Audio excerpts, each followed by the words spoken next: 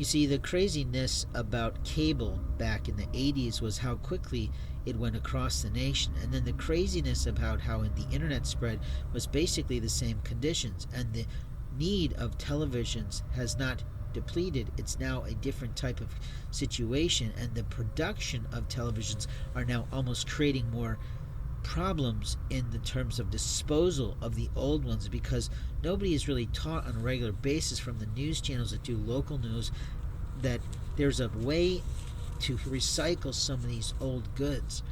So garbage collectors are getting all kinds of things in their trucks, which is good and bad, because we don't know if we have a huge team of folks who work for that landfill checking things through and recycling things and sending the certain steels and aluminum cans and other things off to the true recyclers.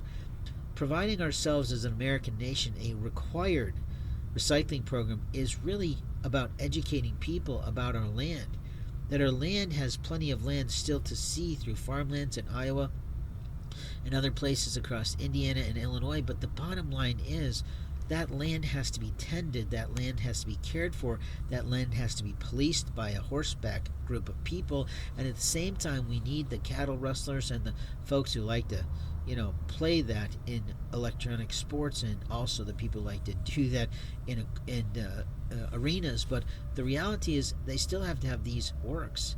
That in order for America to succeed, in order for America to proceed, in order for America to continue, we absolutely have to have people who know how to handle a herd, but also who know how to do with them what needs to be done so that we all can eat. And openly, we have to get really clear on what foods we should be growing, what foods we shouldn't be growing, and based on what the longevity is of that orchard or that garden. And we really have to allow people to start doing more group sharecropping, because tending those farms is difficult. It's costly, it's expensive, and if corporations are taking over those, that's marvelous. But if they're ruining the soil with unwelcome chemicals or ruining the earth with those types of oils, we have to be concerned about what's now coming into our food.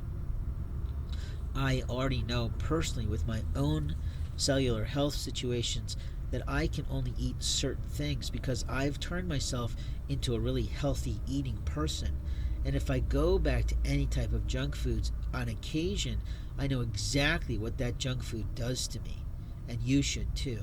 You should be that on top of what foods you can and can't eat.